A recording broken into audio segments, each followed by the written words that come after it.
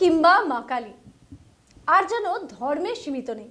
এই নামগুলো যেন এখন চরিত্র হয়ে যাচ্ছে, কিসের? রাজনৈতিক চরিত্র হিসেবে তাদেরকে তুলে ধরার যেন মরিয়া চেষ্টা চলছে। ভিউয়ার্স, এই মুহূর্তে যদি আমরা একবার সিনারিওটা দেখি, আমাদের দেশের পলিটিক্যাল সিনারিও কিংবা রাজ্যের, তাহলে কিন্তু আপনারাও এই কথার সঙ্গে নিশ্চয়ই একমত হবেন, তাই তো? একদমই তাই। এবং যত রাম মন্দির উদ্বোধনের দিন এগিয়ে আসছে, 1, 2, 3 আর খুব বেশি দিন বাকি নেই, করগোনা শুরু হয়ে গিয়েছে, কর সেবকদেরও করগোনা শুরু হয়ে গিয়েছে। সেই জায়গায় দাঁড়িয়ে যেন ধর্মীয়ের যে চরিত্রগুলো, ধর্মীয় যে দেবতা বিভিন্ন ধর্মের, সেই দেবতারা আর যেন দেবতা নন, তারা যেন বঙ্গ রাজনীতি, আরো ভালো মতো বললে দেশের রাজনীতির চরিত্র হয়ে উঠেছেন। আমরা জানি ভিউয়ার্স যে শুরু থেকে এই অভিযোগ বারবার বিরোধীরা করে যে যদি রাজনীতির সঙ্গে ধর্মকে কেউ মিলিয়ে থাকে তাহলে সেই কাঠগড়ায় দাঁড় করানো হয় বিজেপিকে। কিন্তু এখন দেখা যাচ্ছে যে কোনো দলই কিন্তু পিছিয়ে থাকছে না। আমরা আপনাদের কাছে এর আগেও আমি আর বিবেক অনুষ্ঠান করেছি যে রাজনীতিতে ধর্মের রং এবার কিন্তু আর ধর্মেও সীমিত নেই। ধর্মেও কোন ঠাকুর নিয়ে রাজনীতি হবে সেই ঠাকুর যেন বেছে নেওয়া হচ্ছে, তাই তো? একদিকে নরেন্দ্র মোদী, যেদিকে রাম মন্দিরের উদ্বোধন, রামকে বেছে নিয়েছেন, অন্যদিকে পশ্চিমবাংলাও দেখা যাচ্ছে যে সেই দিনের যে শুরুটা বা সেই দিনে ঠিক একই সময় প্রায় কালীঘাটে গিয়ে মা কালীর মন্দিরে পুজো দেওয়ার মুখ্যমন্ত্রী, তারপরে সংহতি র্যালি। একদমই তাই। আমরা দেখেছি দুর্গাপুজোর সময় রীতিমতো মমতা ব্যানার্জির সেই বিখ্যাত, যাকে বলা যায় আপ্তবাক্য, ধর্ম যার যার উৎসব সবার। কলকাতার একটি বিখ্যাত দুর্গাপুজো উৎসব কমিটি, তাদের থিম সং নিজের হাতে লেখা থেকে শুরু করে সুর দেওয়া, এবং গোটা ব্যাপারটা তিনি নিজের হাতেই রাখতেন। বিখ্যাত গায়িকা, বিখ্যাত কম্পোজারের কম্পোজ করা সেই সুর, গানটি অত্যন্ত জনপ্রিয় হয়েছিল। আমরা দেখেছি দুর্গাপুজোতে কলকাতার বিখ্যাত চেতলা অগ্রণী মেয়র ববি হাকিমের নিজের পাড়ার পুজো, নিজের পুজো, সেখানে নিজের হাতে মা দুর্গার চক্ষুদানও করেন, প্রতি বছরই করেন। এবছর স্বাস্থ্যের কারণে তিনি সেটা করতে পারেননি, প্রতি বছর এটাই আমাদের চিরপরিচিত দৃশ্য ছিল। আর অন্যদিকে যদি আমরা এবারে দুর্গাপূজার কথা বলি, তাহলে ভিউয়ার্স আপনাদের নিশ্চয়ই মনে আছে সেই বিখ্যাত যারা এবার নজর কেড়েছে, সেটা হচ্ছে লেবুতলা পার্ক এবং লেবুতলা পার্কের সেই দুর্গাপুজো, যেখানে কিন্তু রাম মন্দির বলা হয়েছিল যে অযোধ্যায় তো পরে হবে, শহর কলকাতায় আগে রাজ্যবাসী তারা কি দেখতেছে, তারা সেখানে দেখছে রাম মন্দির, অযোধ্যার রাম মন্দিরের পুরোপুরি রেপ্লিকা তৈরি করে সেটাকেও দুর্গাপুজোকেও কিন্তু কোনো দল ছাড়েনি হাতিয়ার করতে আসন্ন নির্বাচনে কিংবা ভোট ব্যাংকের খেলা খেলতে, তাই একদমই তাই। এবং মনে আছে এই যে রাম মন্দিরের উল্লেখ তুমি করলে, সন্তোষ মিত্র স্কোয়ার, লেবুতলা পার্ক, সেখানে উদ্বোধনে এসেছিলেন দেশের স্বরাষ্ট্রমন্ত্রী অমিত শাহ। তিনি কি ঘোষণা করলেন? সেই পুরনো বাংলা একটি আপ্তবাক্য, বাংলা প্রবাদ, ভারত আগামীকাল যা ভাববে, বাংলা আজ তা ভাববে। আগামী দিনে যে রাম মন্দিরের উদ্বোধন হবে তা কলকাতার বুকে আজকে উদ্বোধন হয়ে গেল, এরকমই কথা তিনি বলেছিলেন। একদমই তাই। আর ধর্মের খেলা শুরু হয়ে গিয়েছিল তখনই, আপনারাও বলছিলেন ভিউয়ার্স, যখনই আপনাদের সঙ্গে আমাদের অফ ক্যামেরা কথা হয়েছে তখনই কথা কিন্তু বারবার আমরা শুনেছি।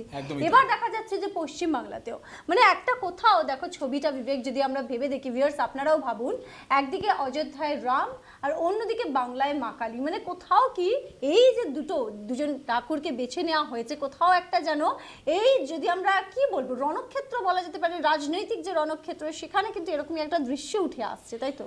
একদমই তাই। এবং শ্বেতা, কিছুক্ষণ আগে আমাদের যে ফেসবুক লাইভ, সেখানে আমরা আলোচনা করছিলাম যে যদি আমি বাঙালি বা বাংলার ধর্মগত ঐতিহ্যের দিকে বলি, তাহলে সেক্ষেত্রে আমরা বেশিরভাগ ক্ষেত্রেই মাতৃতান্ত্রিক, অর্থাৎ দুর্গাপুজো, কালী পুজো এবং কালীক্ষেত্র হিসাবে কলকাতা বা পশ্চিমবঙ্গের একটা বিশেষ সুনাম আছে।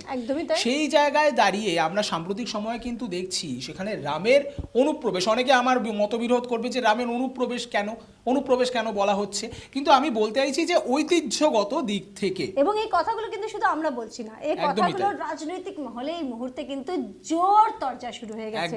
যেন মনে হচ্ছে যে একেবারে নামগুলো বেছে নেওয়া হচ্ছে যে পৌরাণিক বা ধর্মের ক্ষেত্রে কোন নামগুলোকে বেছে নেওয়া হবে, এবং সেই দিকেই ভোট ব্যাংকের যে খেলা সেদিকেই কিন্তু এগোচ্ছে। এবং আসন্ন লোকসভা নির্বাচন, তার আগে যে ঠাকুর বেছে নিয়ে যে রাজনৈতিক খেলা, এটা কিন্তু আমি বলতে পারি যে ভারতবর্ষের রাজনীতিতে আমরা ধর্মের কথা শুনেছি, যে ধর্ম নিয়ে রাজনীতি, এবার ঠাকুরের নাম নিয়ে যে রাজনীতি, আরো পার্টিকুলারলি আরো যদি মানে ব্যতিক্রমী ভাবে বিভিন্ন রাজ্যের যে লৌকিক দেবতা, সেই দেবতাদের উপরে বিশেষ করে আমি দর্শকদের মনে করিয়ে দিতে চাই, যে সময় 22শে জানুয়ারি অযোধ্যাতে রাম মন্দিরের উদ্বোধন হবে, সেই সময় আমাদের পড়শি রাজ্য উড়িষ্যাতে রীতিমতো জগন্নাথ মন্দিরে মহাযজ্ঞ এবং তার যে পরিক্রমা পথ, জগন্নাথ মন্দিরকে ঘিরে যে করিডোর তৈরি হয়েছে, মুখ্যমন্ত্রী নবীন পট্টনায়ক তার উদ্বোধন একদম। করতে আর চলেছেন। সেখানেই বাংলায় হবে মা কালী, অর্থাৎ কালীঘাটে পুজো দেবেন কে?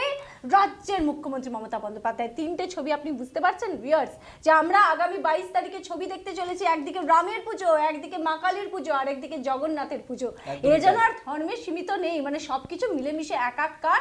আর কোথাও একটা যেন ভিউয়ার্স আপনাদের তরফ থেকে আমরা শুনছি ঠিক পথ।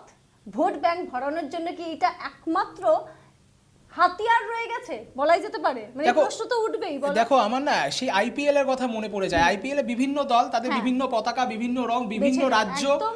বিভিন্ন স্টেট বা বিভিন্ন একদম, শহর, একদম। তাদের প্রত্যেকের আলাদা আলাদা ম্যাসকট আছে। একদম। আমাদের কলকাতা নাইট রাইডার্সের যেমন আছে, মুম্বাই ইন্ডিয়ান্সেরও আছে, বিভিন্ন দলের বিভিন্ন ম্যাসকট মানে আছে। তুমি বলছো আর সেদিন দূর নেই, হয়তো আমরা দেখবো যে রাজনৈতিক পতাকার জায়গায় ঠাকুরের ছবি নিয়ে একটা মিছিল হচ্ছে। ম্যাসকট হয়ে যাচ্ছেন কোথাও না কোথাও গিয়ে, এমনটাও কিন্তু অনেক রাজনীতিবিদ বলছে, আমরা বলছি না। একদমই তাই। সমাজতত্ত্ববিদ এই প্রশ্ন উঠছে, এই কথা উঠছে, আলোচনায় গুঞ্জন একদমই একদম তাই, তুঙ্গে, একদমই তাই, বিবেক। একদমই তাই। এবং অদূর ভবিষ্যতে যদি কখনো দেখেন যে তৃণমূলের রাজনৈতিক ম্যাসকট হলো কালী কিংবা দুর্গা, অপরদিকে বিজেপির রাজনৈতিক ম্যাসকট শ্রীরাম, অপরদিকে উড়িষ্যার মুখ্যমন্ত্রী বা বিজেডি, তো ওখানকার যে দল, তাদের রাজনৈতিক ম্যাসকট হয়ে দাঁড়াচ্ছেন জগন্নাথ মহাপ্রভু, তাহলে খুব একটা অবাক হবার জায়গা নেই এই মুহূর্তে। একদম তাই, কারণ রাজনৈতিক মহলে একাংশ কিন্তু এই বিষয়টা নিয়ে যথেষ্ট তারা চর্চা করছেন, সমালোচনা করছেন। একদমই তাই। এবং ভিউয়ার্স আপনাদের কি মতামত সেটাও কিন্তু আমাদেরকে অবশ্যই জানাতে হবে, তাই তো? একদমই তাই।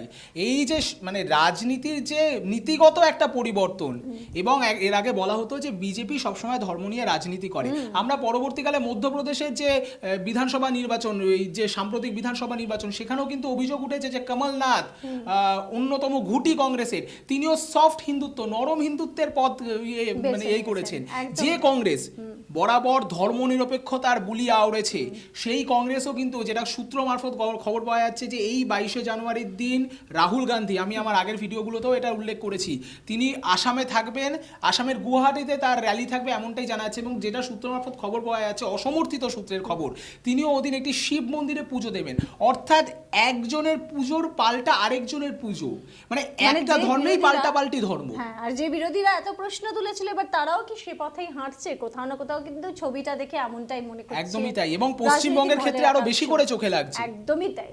আর সেক্ষেত্রে আপনাদের কি মতামত, যে ভোট ব্যাংক ভরার জন্য এখন কি শুধুমাত্র রাজনৈতিক দলগুলোর এই একটা মাত্র পথই তারা দেখতে পাচ্ছেন, আর সেই পথেরই প্রত্যেকে পথিক হয়ে উঠছেন? একদমই তাই। যে যে সরকার, মনে করিয়ে দিতে চাই, যে সরকার রাম নবমীর দিন অস্ত্র মিছিল নিয়ে বিভিন্ন সময় তরজা হয়েছে, বিভিন্ন বিতর্ক হয়েছে, বিভিন্ন হিংসাত্মক ঘটনা ঘটেছে, এরকম অভিযোগ উঠেছে, এমনকি আদালত পর্যন্ত জল গড়িয়েছে, সেখানে গিয়ে একটা 22শে জানুয়ারির দিন বলা হচ্ছে যে এটি সংহতির মিছিল, কিন্তু তা সত্ত্বেও তার শুরু হচ্ছে কোথা থেকে?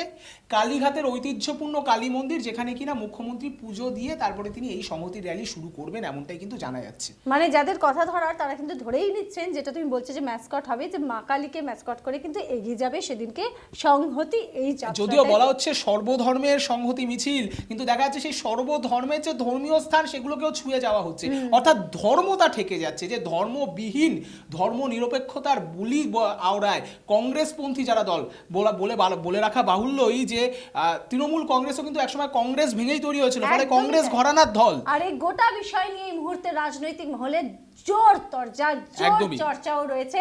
আর সেই চর্চায় আপনাদের পর্যন্ত পৌঁছানো আমাদের সবসময় কাজ, কারণ আমরা খবরের পেছনের খবর আপনাদের সামনে তুলে ধরি। দেখতে থাকবেন। আর আজকের এই অনুষ্ঠান নিয়ে আপনাদের কি মতামত সেটা কিন্তু কমেন্ট করে জানাতেই হবে, তাই তো? একদমই তাই। আর দেখতে থাকুন, সঙ্গে থাকুন, সঙ্গে রাখুন ডিজিটাল খবরিলালকে, কারণ ডিজিটাল খবরিলাল মানেই শ্বেতা, খবর আপনাদের, নজর আমাদের। ডিজিটাল খবরিলাল, খবর আপনাদের, নজর আমাদের।